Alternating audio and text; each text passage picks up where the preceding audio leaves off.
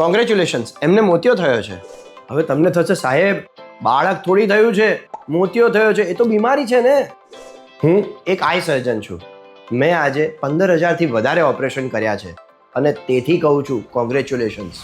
કારણ આજના મોતિયાના ઓપરેશન પછી દાદા વગર ચશ્માએ આજીવન જોઈ શકવાના છે. ઓપરેશન પછી દૂરનું, વચ્ચેનું, નજીકનું બધું જ સ્પષ્ટપણે દેખાશે.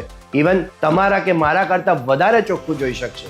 કલર્સ એમના મિક્સ નહીં થાય, ચોખ્ખા સ્પષ્ટ અલગ અલગ કલર શાર્પ રીતે જોઈ શકશે. ન્યૂઝપેપર કલાકો સુધી વાંચશે તો પણ એમને સ્ટ્રેન નહીં થાય, માથું નહીં દુખે. વિરાટ કોહલીની સેન્ચુરી જોતા જોતા એમને ચોખ્ખો સ્કોર દેખાશે. મંદિરે જતા ઈષ્ટદેવનું મોઢું એમને દૂરથી જ ચોખ્ખું દેખાશે.